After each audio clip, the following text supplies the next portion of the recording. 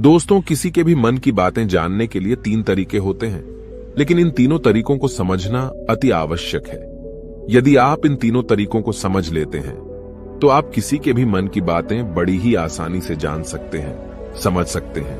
तो चलिए इसे एक बुद्ध कहानी के माध्यम से समझते हैं कि किस तरह से आप दूसरों की मन की बातें जान सकते हैं, समझ सकते हैं। बहुत समय पहले की बात है। एक छोटा सा गांव था। उस गांव में 2 भाई रहा करते थे। बड़ा भाई अंधा था, जिस कारण वो हमेशा घर पर ही बैठा रहता था, और छोटा भाई खेती किया करता था। लेकिन खेतों में अधिक जानवर आने से पूरी फसलें नष्ट हो जाती थीं, जिस कारण छोटा भाई बहुत परेशान हो चुका था। तभी उसे एक तरकीब सूझी। एक दिन उसने सोचा, खेतों में से इन जानवर को भगाने के लिए क्यों ना मैं अपने बड़े भाई की मदद लूं। वैसे भी बड़े भैया अंधे हैं। अगर वह खेत में बैठे रहेंगे और जानवरों की आहट आने पर वो उन्हें जोर से चिल्लाकर भगा सकते हैं, जिससे हमारी फसलें बच सकती हैं। इसलिए उन्हें मैं खेत में बिठा देता हूं। ये सब सोच विचार करने के बाद उसने अपने खेत में ही एक छोटी सी झोपड़ी तैयार की और अपने अंधे भाई को उस खेत में बिठा दिया और उनसे कहा, भैया, यदि कोई जानवर की आहट आपको सुनाई दे तो आप जोर जोर से चिल्लाना। ये सुनकर वो जानवर यहां से भाग जाएंगे और हमारी फसलें नष्ट होने से बच जाएगी। बड़ा भाई अपने छोटे भाई की बात मान लेता है और वो उस दिन से खेत में ही रहना शुरू कर देता है। जब भी किसी जानवर की आहट उसे सुनाई देती तो वो तुरंत जोर जोर से चिल्लाना शुरू कर देता, जिससे वो जानवर उसके खेतों से भाग जाते। ऐसा करते करते कई दिन बीत चुके थे। तभी एक दिन उसके खेत में एक हिरण भागता हुआ आता है और वह खेत के बांध को तोड़कर वहां से भाग गया। लेकिन उसी हिरण का पीछा करते हुए एक राजा भी उस खेत में आ पहुंचा। तभी राजा की नजर उस अंधे भाई पर पड़ती है। राजा उस व्यक्ति से कहता है, देखो, मैं यहां पर एक जानवर का पीछा करते हुए आया हूं। क्या तुमने उस जानवर को यहां पर देखा है? इस पर वो व्यक्ति कहता है, हे राजन, मैं तो अंधा हूं, मैं भला किसी जानवर को कैसे देख सकता हूं। लेकिन मैं आपको इतना जरूर बता सकता हूं कि जो जानवर मेरे खेतों से होकर भागा है वो आपके लायक नहीं है। आप उसके पीछे अपना समय यूं ही व्यस्त कर रहे हैं। राजा उस अंधे व्यक्ति की बात सुनकर बड़ा अचरज में पड़ गया। वो ये सोचने लगा कि आखिर ये तो अंधा है, फिर इसे कैसे पता कि जिस हिरन को मैं तलाश रहा हूं वह हिरन मेरे लायक है ही नहीं। ये अंधा व्यक्ति मुझे कैसे बता सकता है? तभी राजा उस अंधे व्यक्ति से कहता है, कहीं तुम मुझसे झूठ तो नहीं कह रहे? एक तरफ तुम ये कहते हो कि तुम अंधे हो और दूसरी तरफ तुम ये भी कह रहे हो कि जो जानवर यहां से भागा है वो मेरे लायक नहीं है। इस पर वो अंधा व्यक्ति कहता है, हे राजन, जिसे आप एक हिरण समझ रहे हैं, असल में वो एक हिरण नहीं है, बल्कि एक हिरणी है, और वो भी गर्भवती है। और जहां तक मुझे ज्ञान है, मैंने कभी किसी राजा को किसी गर्भवती हिरणी का शिकार करते हुए नहीं सुना है। और इसी कारण मैं आपसे ये कह रहा हूं कि वो हिरणी आपके लायक नहीं है। आप उसके पीछे अपना समय व्यर्थ ना करें। यह सुनकर राजा और भी अचरज में पड़ गया। वो ये सोचने लगा कि आखिर ये अंधा आदमी ये कैसे जान सकता है कि वो हिरणी है और गर्भवती है। राजा कुछ देर सोच विचार करने के बाद अपने सेनापति से कहता है, सेनापति जी, मुझे वो जानवर जिंदा चाहिए, क्योंकि मुझे यह पता करना है क्या वह हिरणी है और क्या वह गर्भवती है।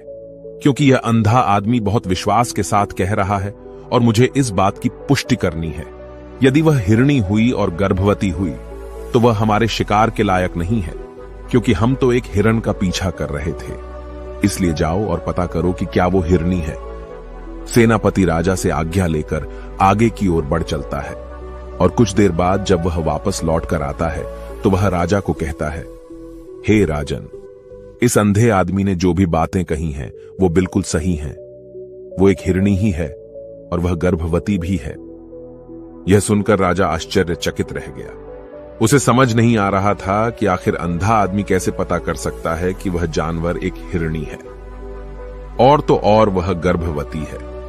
भला एक अंधा आदमी यह कैसे देख सकता है, यह कैसे जान सकता है? आखिर इसे यह कैसे पता चला? ऐसे कई सारे प्रश्न अब राजा के मन में उमड़ने लगे। अब राजा ने यह ठान लिया था कि मुझे इस बात की तह तक पहुंचना ही है कि आखिर यह अंधा आदमी कैसे जानता है कि वह जानवर एक हिरणी है। ये सोचकर राजा उस अंधे आदमी के पास जाता है और उस अंधे आदमी से कहता है, देखो मैं ये तो नहीं जानता कि तुम सचमुच अंधे हो या नहीं, लेकिन मैं तुमसे एक बात जानने आया हूं। क्या तुम मेरे प्रश्न का सही सही जवाब दोगे? इस पर अंधा व्यक्ति कहता है, हे राजन, आप जो कुछ पूछना चाहते हैं मुझसे पूछ सकते हैं, मैं आपको बिल्कुल सच सच जवाब दूंगा। इस पर राजा कहता है, देखो, एक तो तुम कहते हो कि तुम अंधे हो और दूसरी तरफ तुमने यह बता दिया कि जिस जानवर का पीछा मैं कर रहा हूं वह एक हिरणी है, और तो और वह गर्भवती भी है। आखिर तुम्हें यह कैसे पता चला? तुम्हारे खेत में और भी तो जानवर आते होंगे, और भी तो जानवर यहां से गुजरते होंगे, फिर तुमने यह कैसे अंदाजा लगाया? तभी वह अंधा व्यक्ति राजा से कहता है, हे राजन, आप जिस हिरणी का पीछा कर रहे थे वही हिरणी जब मेरे खेत में आई, उसकी रफ्तार और उसके भागने की आहट से मुझे यह एहसास हो चुका था कि यह एक हिरणी है, और मेरे खेत की जो बांध है वह बहुत छोटी है, उसकी ऊंचाई ज्यादा नहीं है। यदि कोई हिरण होता तो उस बांध को बड़ी आसानी से लांघ जाता, लेकिन वह हिरणी इस बांध को तोड़कर भागी है, और यदि वह इस बांध को छलांग लगाकर पार करने का प्रयास करती तो इससे उसके बच्चे को खतरा होता, और इसी बात से मैंने यह पता लगा लिया कि वह गर्भवती है। इस कारण वह ज्यादा ऊंची छलांग न लगाकर मेरे खेत की बांध को तोड़ते हुए भाग गई। इस पर राजा के मन में एक और प्रश्न उठा। राजा ने कहा, किंतु तुम्हें कैसे पता चला कि वो एक हिरणी ही है, और भी तो कोई जानवर यहां पर आ सकते हैं? इस पर वो अंधा व्यक्ति कहता है, हे राजन, मैं पूरा दिन सुबह शाम यहीं पर बैठा रहता हूं, और मेरी सुनने की शक्ति बहुत तेज है। मैं ये बाफ जाता हूं कि कौन सा जानवर मेरे खेत में आया है, और उसी के आधार पर मैं जोर जोर से चिल्लाता हूं ताकि वो मेरे खेत से भाग जाए और मेरे खेत की फसलों को नष्ट ना कर पाए। राजा उस अंधे आदमी का यह जवाब सुनकर पूरी तरह से संतुष्ट हो चुका था। वो मन ही मन ये सोच रहा था कि आदमी भले ही अंधा हो, लेकिन ये तो बड़ा ज्ञानी मालूम पड़ता है। इस आदमी से कुछ ना कुछ तो काम निकलवाना ही चाहिए। ये विचार लिए हुए राजा वहां से वापस अपने महल की ओर लौट जाता है। राजमहल पहुंचते ही राजा उस अंधे व्यक्ति से कहता है, आप तो बड़े ज्ञानी व्यक्ति हैं, आपको किसी भी बात का पता बड़ी आसानी से चल जाता है। आज मैंने आपको यहां पर इसलिए बुलाया है क्योंकि मैं आपसे ये जानना चाहता हूं कि मेरी पत्नी पतिव्रता है या नहीं। इस पर वो अंधा व्यक्ति कहता है, हे राजन, ये कैसा प्रश्न हुआ? इस पर राजा कहता है, मैंने आपसे बिल्कुल उचित प्रश्न किया है, मुझे इस प्रश्न का उत्तर दीजिए। इस पर वो अंधा व्यक्ति कहता है, हे राजन, ये सारी बातें जाने दीजिए। आपकी शादी को इतने साल बीत चुके हैं, और अब आप ये बात क्यों जानना चाहते हैं? आपके मन में ऐसे प्रश्न क्यों उठ रहे हैं? इस पर राजा जिद करते हुए कहता है, देखिए, आपको मुझे इस प्रश्न का उत्तर तो देना ही होगा। यदि आप मुझे इस प्रश्न का उत्तर नहीं देंगे तो मैं आपको मृत्युदंड दे दूंगा। राजा के मुख से यह बात सुनकर वो अंधा व्यक्ति कहता है, हे राजन, यदि आप इस प्रश्न का उत्तर चाहते हैं तो उसके लिए आपको मेरा एक काम करना होगा। राजा कहता है, बोलो मुझे क्या काम करना होगा? इस पर व्यक्ति कहता है, इसके लिए आपकी पत्नी को मेरे साथ कमरे में अकेले छोड़ना होगा। उस अंधे व्यक्ति की यह बात सुनकर राजा पहले तो क्रोधित हो जाता है, लेकिन फिर कुछ सोच विचार करने के बाद वह उस व्यक्ति की बात मान लेता है और अपने सेनापति को आदेश देता है, सेनापति जी, इस व्यक्ति को और मेरी पत्नी को एक कमरे में कुछ देर के लिए अकेला छोड़ दे। सेनापति बिल्कुल वैसा ही करता है। अब राजा की पत्नी और अंधा आदमी एक कमरे में बंद हो चुके होते हैं। तभी वो अंधा आदमी राजा की पत्नी से कहता है, मुझे आपको छूना है। इस बात पर रानी अत्यधिक क्रोधित हो जाती है और उस अंधे आदमी को वो पकड़ पकड़ कर पीटने लगती है, कभी हाथों से तो कभी लातों से तो कभी पटक पटक कर। इस तरह से उन्होंने उस अंधे आदमी की खूब पिटाई की। उसके बाद किसी तरह से वह अंधा आदमी अपनी जान बचाकर वहां से भाग निकलता है और वह राजा के पास पहुंचता है और वह राजा से कहता है, हे राजन, आपकी पत्नी पतिव्रता नहीं है। ये बात सुनकर राजा अत्यधिक क्रोधित हो उठता है और राजा अपनी तलवार निकालकर सीधा अपनी पत्नी की ओर जाता है और क्रोधित होकर वह अपनी रानी से कहता है, रानी जी, आज मैं जो भी सवाल आपसे करने वाला हूं उसका मुझे सच सच जवाब दीजिएगा, और यदि आपने एक शब्द भी झूठ कहा तो मैं आपका अभी के अभी सर धड़ से अलग कर दूंगा। तभी आगे वह राजा कहता है, मुझे बताइए, क्या आप पतिव्रता हैं या नहीं? इस पर रानी कहती है, हे राजन, आप भले ही मुझे जान से मरवा दीजिए, लेकिन मैं पतिव्रता नहीं हूं। राजा यह बात सुनकर बहुत खुश हुआ, क्योंकि उस अंधे आदमी ने जो भी कहा था वह बिल्कुल सच था। यह बात सुनकर तुरंत ही राजा उस आदमी के पास पहुंचता है और आकर उस अंधे आदमी से कहता है, तुम्हें कैसे पता चला कि मेरी पत्नी पतिव्रता नहीं है? इस पर वह अंधा आदमी कहता है, हे राजन, बड़ी सीधी सी बात है। मैंने तो आपकी पत्नी से बस इतना ही कहा था कि मुझे आपको छूना है, और इस बात पर वह इतना क्रोधित हो उठी कि उन्होंने गुस्से में आकर मुझे लात घूंसों से पीटना शुरू कर दिया। और भला कोई औरत किसी और मर्द को कैसे छू सकती है? लेकिन उन्होंने न आव देखा न ताव, बस लात घूंसे मुझ पर बरसाने शुरू कर दिए। वह भी तो एक छूना ही हुआ, और एक पतिव्रता नारी कभी भी पराये मर्द को नहीं छूती। जब मैंने उसे छूने के लिए कहा था तो वह उस वक्त मुझे मना कर सकती थी, लेकिन उन्होंने तो मुझे पीटना शुरू कर दिया, और देखते ही देखते उन्होंने मेरे पूरे शरीर को छू लिया। अब आप ही बताइए, ऐसी स्त्री भला पतिव्रता कैसे हो सकती है? इस पर राजा कहता है, तुम तो बड़े ज्ञानी मालूम पड़ते हो। अच्छा ठीक है, चलो तुम मेरे एक प्रश्न का और जवाब दो। यदि तुमने मुझे इस प्रश्न का सही सही जवाब दे दिया तो मैं तुम्हें यहां से जाने दूंगा। आगे राजा उस अंधे आदमी से कहता है कि तुम मुझे यह बताओ, क्या मैं सच में अपने पिताजी का ही बेटा हूं या फिर किसी और का? इस पर वह अंधा भी कहता है, हे राजन, इस बात से आपका क्या लेना देना? आप किसी की भी औलाद हो, आखिर आप हैं तो इस राज्य के राजा, इसलिए इस प्रश्न को जाने दीजिए। लेकिन राजा कहता है, नहीं नहीं, मुझे इस प्रश्न का सही सही जवाब चाहिए, अन्यथा यह प्रश्न मुझे हमेशा परेशान करता रहेगा। इसलिए मैं इसका सही सही जवाब जानना चाहता हूं। यदि तुम इसका सही सही जवाब दे देते हो तो तुम यहां से जा सकते हो, मैं तुम्हें नहीं रोकूंगा। इस पर वह अंधा आदमी कहता है, हे राजन, इसके लिए तो मुझे आपके मां के पास भी जाने की कोई आवश्यकता नहीं है। मैं आपको अभी अभी यह बता सकता हूं कि आप किसकी औलाद हैं, लेकिन उससे पहले मैं चाहता हूं कि आप मुझसे एक वादा करें कि आप मुझ पर क्रोध नहीं करेंगे। राजन ने कहा, मैं तुमसे वादा करता हूं, मैं तुम पर क्रोध नहीं करूंगा। इसके बाद वह अंधा आदमी राजा से कहता है, हे राजन, आप है तो अपने ही पिता के पुत्र, लेकिन आप पर एक कंजूस सेठ की छाया पड़ी हुई है। यह सुन राजा बहुत क्रोधित हो उठा और वह तुरंत तलवार निकालकर अपनी मां के पास जा पहुंचा। वह वहां पर पहुंचने के बाद अपनी मां से कहता है, मां, मुझे सच सच बताइए, क्या मैं अपने ही पिता का पुत्र हूं या नहीं? यदि आपने मुझे सही सही नहीं बताया तो वह यहीं पर अपने प्राण त्याग दूंगा। मुझे बताओ क्या सच है? इस पर उस राजा की मां कहती है, बेटा, तू है तो अपने ही पिता का पुत्र, लेकिन तुम्हारे ऊपर एक कंजूस सेठ की छाया पड़ी हुई है। जब मैं एक बार नहाने के बाद अपना मुंह आईने में देख रही थी, तभी उस कांच के पीछे मुझे एक कंजूस सेठ नजर आता है और उसी की छाया तुम पर पड़ चुकी है। यह सुन राजा बहुत खुश हो जाता है और वह तुरंत दौड़ा दौड़ा वापस उस अंधे आदमी के पास पहुंचता है और उस अंधे आदमी से कहता है, तुम्हें यह कैसे पता चला कि मुझ पर एक कंजूस सेठ की छाया पड़ी हुई है? इस पर वह आदमी कहता है, हे राजन, आपने मुझसे कई सारे सवाल पूछे जिनका जवाब मैंने आपको सही सही दिया है। यदि कोई और राजा होता तो मुझे इसके बदले में ढेरों सारे इनाम मिल चुके होते, लेकिन अब तक आपने एक फूटी कौड़ी तक नहीं दी है। इस बात से ही मैंने अंदाजा लगा लिया था कि आप बहुत कंजूस हो। यह बात सुनकर राजा जोर जोर से हंसने लगा और कहता है कि आप जो भी मांगेंगे वह मैं आपको अवश्य दूंगा, लेकिन मुझे यह बताओ कि तुम्हें कैसे पता चल जाता है कि कौन सी बात सही है और कौन सी गलत? तुम किसी भी बात का इतना सटीक और सही जवाब कैसे दे पाते हो? इस पर वह अंधा आदमी कहता है, हे राजन, मैं तो वैसे ही अंधा हूं। यदि मेरी आंखें होती तो मैं किसी की भी मन की बातें बड़ी सरलता से जान लेता।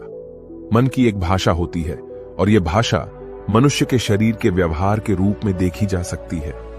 उसकी आंखों से, उसके होठों से, उसके काम करने के तरीके से, उसकी क्रियाओं से पता किया जा सकता है कि उसके मन में क्या चल रहा है।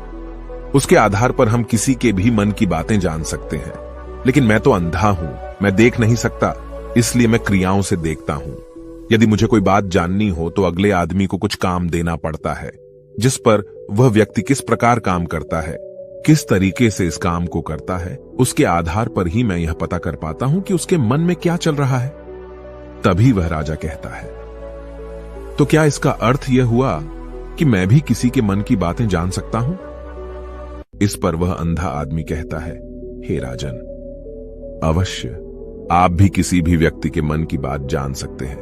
किंतु उससे पहले आपको अपने ऊपर काम करना होगा, और वह काम है अपने मन को शांत करना, अपने मन को वर्तमान में लाना होगा, जिसके लिए मैं आज आपको 3 तरीके बताने वाला हूं। और ये तीनों ही तरीके बड़े ही आसान और सरल हैं। किंतु हे राजन, उससे पहले आपको एक काम करना होगा, अपने मन को एकाग्र करना होगा। जब हम अपने मन को एकाग्र करते हैं, अपने मन को वर्तमान में लाते हैं, तो हम दूसरे के मन की बात जान सकते हैं, क्योंकि वह आदमी अभी भी अपने मन में वर्तमान में ही सोच रहा है, और हमें भी मन को वर्तमान में ही लाना होगा। तभी हम उसके मन की बातें जान सकते हैं। यदि हम अतीत में हुई घटनाओं के बारे में सोच रहे हैं, तो वह जो अगला आदमी वर्तमान में सोच रहा है, वर्तमान में अपने मन में बात कर रहा है, वह हम कैसे जान पाएंगे? क्योंकि हम तो अतीत की घटनाओं में डूबे हुए हैं। इसलिए किसी के भी मन की बात जानने के लिए सबसे पहले हमें हमारे मन को एकाग्र करना होगा, उसे वर्तमान में लाना होगा। आगे वह व्यक्ति राजा से कहता है, हे राजन, जो 3 तरीके मैं आपको बताने वाला हूं, इन 3 तरीकों से बड़ी आसानी से किसी के भी मन की बातें जान सकते हैं। उसके बाद वह अंधा आदमी राजा से कहता है, हे राजन, जो सबसे पहला तरीका है वह है आंखों पर ध्यान देना।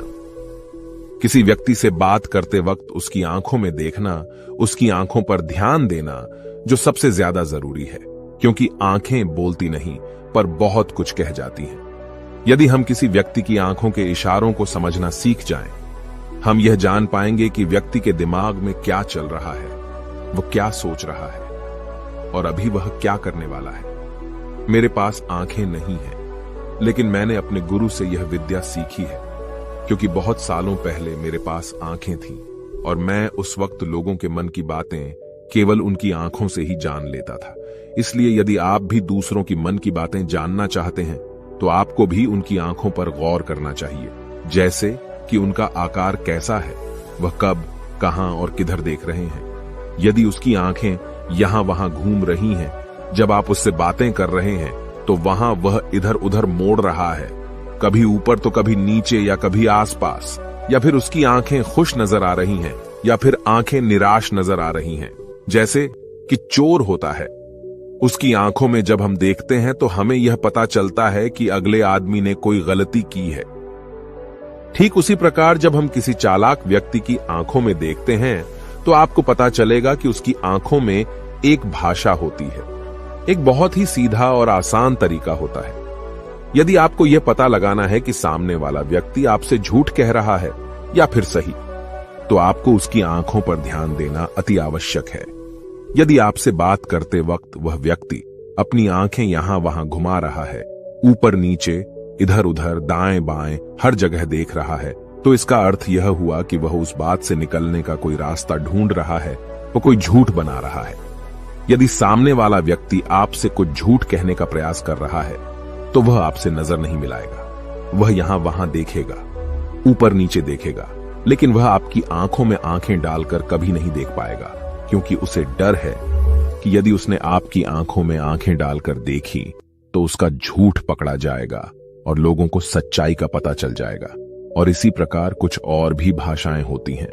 जब आप किसी की आंखों में आंखें डालकर यह देखना शुरू कर देंगे कि उसके हाव भाव क्या है, ठीक उसी प्रकार चेहरे के हाव भाव होते हैं, जिससे हम मन की बातें बड़ी आसानी से समझ सकते हैं, और इन्हें भी समझना बहुत जरूरी है।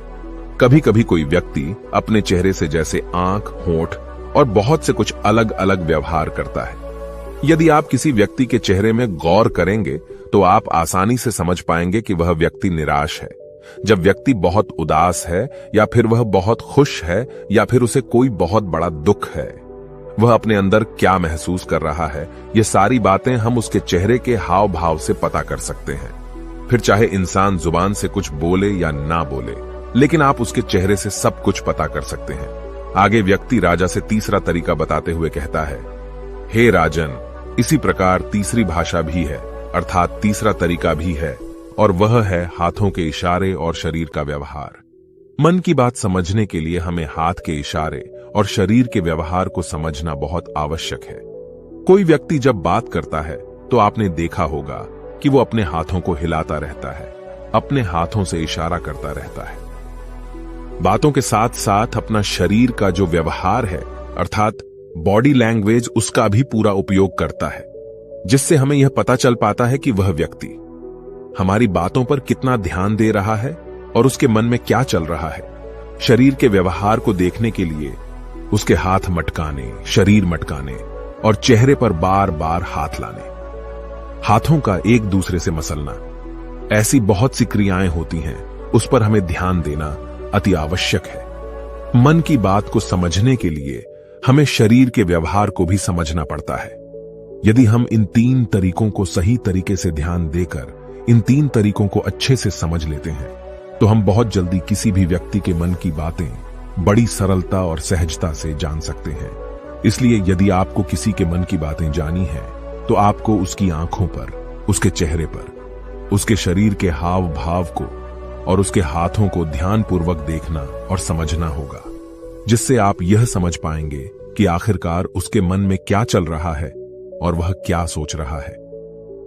लेकिन उनसे पहले आपको अपने मन को एकाग्र करना होगा, शांत करना होगा और अपने मन को वर्तमान में लाना होगा।